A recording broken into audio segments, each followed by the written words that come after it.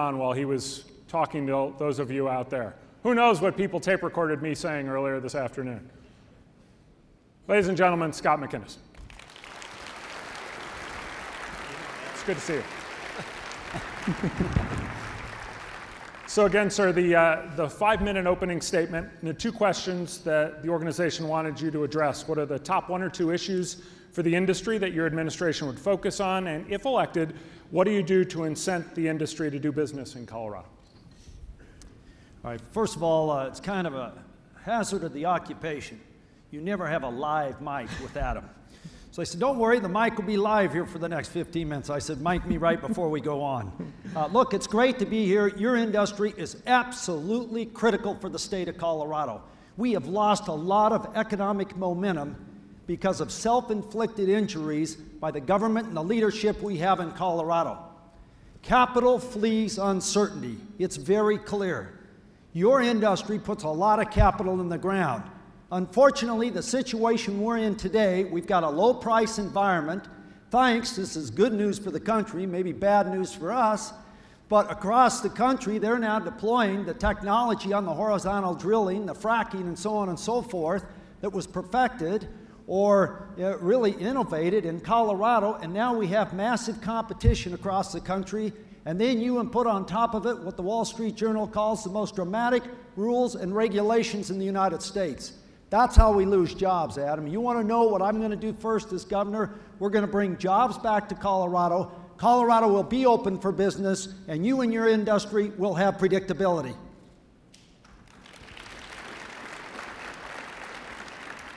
And for predictability, you've got to have, by the way, a governor who is consistent when they talk to you, who's consistent when they talk to the Sierra Club, who's consistent when they're in Grand Junction talking to the Roughnecks down there, or is consistent over here talking at the Denver Athletic Club. I have been consistent. We need best practices in Colorado. We need it through reasonable person standards. That's not what we have. The mayor of Denver has agreed with me on a number of occasions until he switched sides this week. Up until this week, the mayor of Denver has agreed with Scott McInnes, saying, you know, the rules are excessive. Not all the rules. Some of the rules may make sense, but the rules in general need to be looked at. And you can't go out with the inflex or go in to be governor of Colorado and say, wow, look at the proof of the pudding. We've lost, Adam, thousands of jobs in this state, and those jobs are directed and can be tied up to the makeup of that commission or those rules and regulations. They were excessive. They were overreach. And the mayor agreed with me. In fact, when he addressed a lot of you just about a week ago, let me read what the mayor said. The mayor says that he told energy executives, this was around June 23rd, he told energy executives that some rules pushed by Democratic governor, etc., may not be necessary, including the strict rules on pit liners and requirements to pump production water back into the ground. Hickenlooper, a former geologist, said the new rules were partially responsible for decrease in drilling and loss of jobs over the 3 years. I have appeared with the mayor on a number of occasions, and I think it's great for us to do that. On every one of those occasions, when this issue has come up, he has said we need to relook at the rules. The rules are excessive. This is what the mayor wrote to the Daily Sentinel on Sunday. In general, the state rules include the best practices.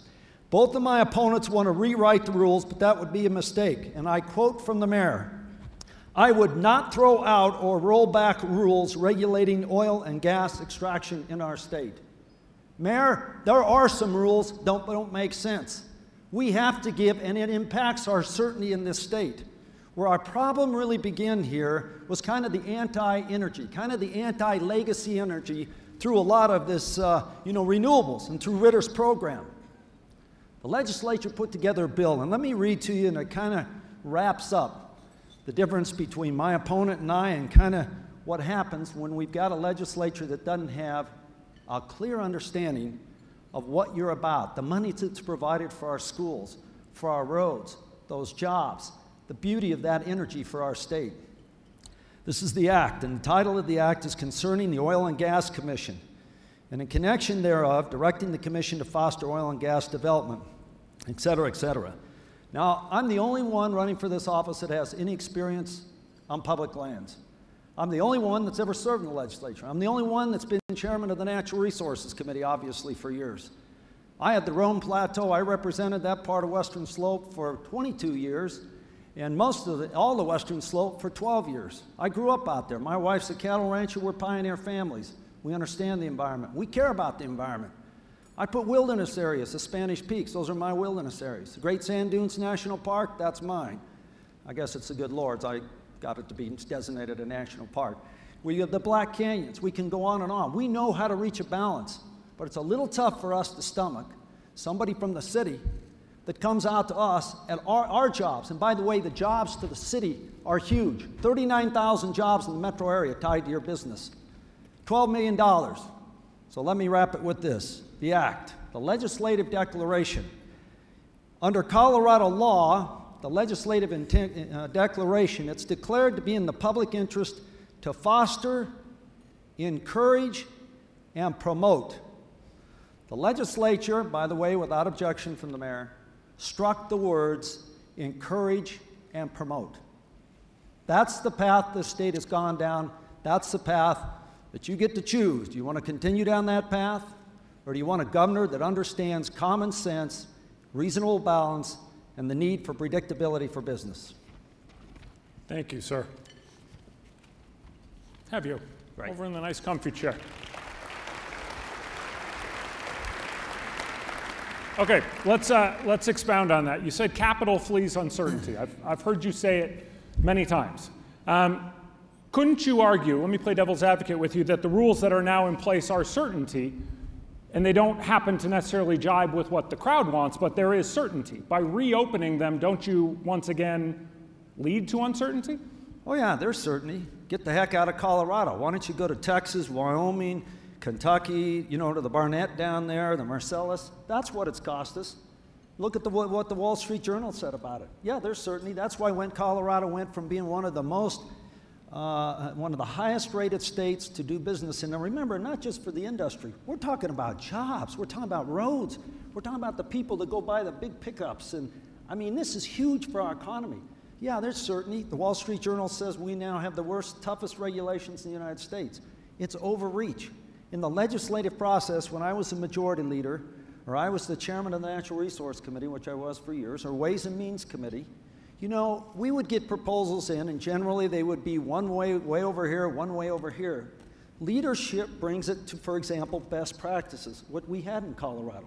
It is that reasonable person standard. Again, Adam, what the mayor agreed with me on until about 5 days ago when they decided to send a letter to the editor, and the reason was the left side of his party came unglued about a week ago on this very specific issue, and the governor completely switched sides. You can't have it both ways. You need leadership, and that's what brings certainty. You have to have leadership where people out here that want to put $1 on the table to hire somebody out in our state, they've got some certainty, some predictability. So what specifically in these rules and regulations do you find personally so onerous? I mean, do you need to start all over again? Or is it just, are you picking and choosing things that you think are wrong? No, and again, when the mayor makes his statement that no rules will be rolled back, look, you can't do that. You always have to have flexibility. So you pick and choose. I mean, there's some good things out there. But, for example, the commission, that came in the same regulation. I would remake up the commission. We have 3 experts on the commission in oil and gas out of 9. It's not a social engineering commission. It's the Oil and Gas Commission. So the makeup of the commission would be number 1. Number 2, when the rules which require that you get a state permit when you're operating on federal public lands. Only the Obama administration would accept that. All other previous administrations say, get off our land. This is federal land. We have our own sets of regulations. It just adds more cost and more unpredictability.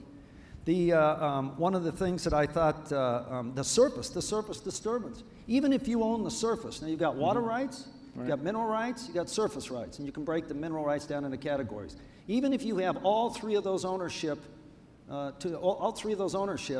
they can still come and say no surface disturbance on your property. I mean, that's unreasonable. What we need to do is customize these rules. We had best practices in place. Does it mean that those were absolutely the best? No. We need to continue to look. We've got to protect our environment. You know, there's no room for drill, baby, drill. Nobody's suggesting that.